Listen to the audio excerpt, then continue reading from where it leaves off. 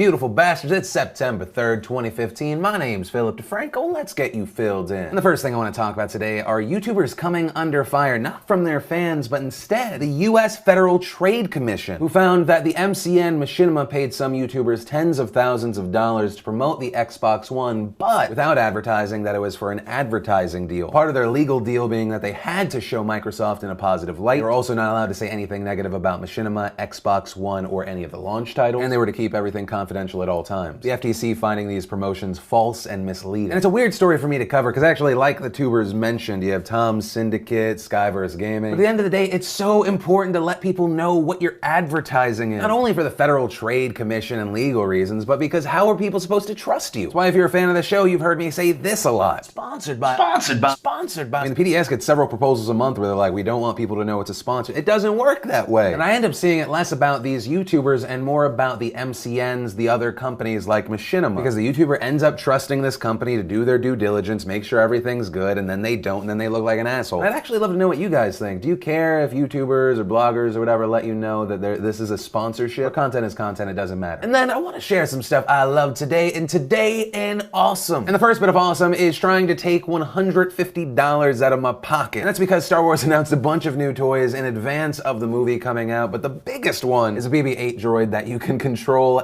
or it can just patrol your home. I hate that I want it, but I want it so bad. And thanks to Mode.com for putting out my favorite kind of history, sexy history, getting model and my favorite UFC girl of all time ever, Ariane Celeste, to showcase 100 years of lingerie. It also reminded me that the 90s were a pretty good time. Then we had YouTuber Status Silver blowing some minds with a magic trick. And I love it, but I also realize I don't like magic because I don't like not knowing how things work. It's like knowing someone's lying to you, but you can't prove it. And then we have our lovely lady of the day as recommended by the nation, Miss Julianne. She was a new model for me, so thank you, nation, for doing the Lord's work. Of course, I made a lovely lady of the day gallery for you for science reasons, so if you want to check that out, or of course our final bit of awesome as always, our secret link of the day, or anything I talked about or shared today, links is always in the description down below. And then I wanted to share one of Google's new little tricks. A lot of people don't realize that if you type something like I'm feeling wonderful, it'll show you world wonders. I'm feeling playful, it'll dig up fun games for you. I'm feeling stellar, cool pictures of space. And as of today, you can type in I'm feeling curious and you'll just get really interesting random facts. The first time I did it, it explained why the moon controls the tides. I used to think it was black magic and Ryan Gosling's face. Turns out that's actually incorrect. The next try gave me the history of the voice of Mickey Mouse. And finally, answering a question I never thought about, is sign language the same for every language? And I love it. It's just a kind of a fantastic time waster. Also, I would like to thank Google because the next time I have a conversation with a random person I don't know, I'll act like I always knew the fact that Ulysses S. Grant actually doesn't have a middle name that starts with S, and that the congressman who appointed Grant mistakenly thought his name was Simpson, and Grant just never fixed the error and accepted that as his name. He was essentially like Gary from Parks and Rec. Then let's talk about the big NFL Deflategate news. Tom Brady, the quarterback of the New England Patriots, of course, was suspended for 4 games by the NFL, and this because they believed that he had been deflating game balls to make it easier to throw and catch. But the NFL and its commissioner Roger Goodell received a massive blow today because U.S. District Judge Richard M. Berman ruled in favor of Tom Brady, erasing his 4-game suspension, saying the NFL and Roger Goodell went too far. Essentially saying that there really wasn't much evidence. Just because something seems shady to you doesn't mean something actually happened. Also saying Tom Brady and his people were not given equal access to investigative files, witness interview notes, they didn't have a chance to examine one of the 2 lead investigators. NFL Players Association Executive Director DeMaurice Smith saying the ruling proves that the contract with the NFL doesn't grant Goodell the authority to be unfair, arbitrary, and misleading. Also going on to say the NFL and its commissioner have been abusing their power. So if you're a Patriots fan or you picked up Tom Brady in your fantasy league, good news for you. Although the fight is not completely over. As soon as this decision came through, the NFL released a statement saying, "We are grateful to Judge Berman for hearing this matter, but respectfully disagree with today's decision. We will appeal today's ruling in order to uphold the collectively bargained responsibility to protect the integrity of the game." Or to paraphrase, fuck the government, due process, and anything else. If I think that Tom Brady maybe deflated balls, I'm gonna suspend him for 4 games. How'd I come up with that number of games? I don't know. I suspended Ray Rice for 2 games because he punched his wife in the face. I suspended Josh Gordon for 16 games because he smoked weed. At this point, we kind of just spin a wheel when we dole out punishments. Deal with it. Respectably, Roger Goodell. Then there was a big update on Kim Davis. Davis, of course, the Kentucky clerk who has not been issuing marriage licenses to same-sex couples because she says that it goes against her religion. Well, after having her appeal denied and still not doing her job, a federal judge has found her in contempt and has ordered her to jail. And of course, the big question on everyone's mind, how is this news hitting her 4th husband? His wife was just merely trying to protect the sanctity of marriage. And so this is going to be very interesting. A a lot of people very happy, some people now seeing Kim Davis as a martyr. You have people like the box of rocks that is Mike Huckabee tweeting, Kim Davis in federal custody removes all doubts about the criminalization of Christianity in this country. We must defend religious liberty. And that's the defense I see a lot around Kim Davis. She's being persecuted for her beliefs, but I hope more people one day will understand taking away someone's ability to discriminate is not itself discrimination. Legally speaking, even more so when you are a government employee meant to uphold the Constitution and American law. But that's me. I'm saying my piece on it. I know that the people that are very die-hard about defending Kim Davis,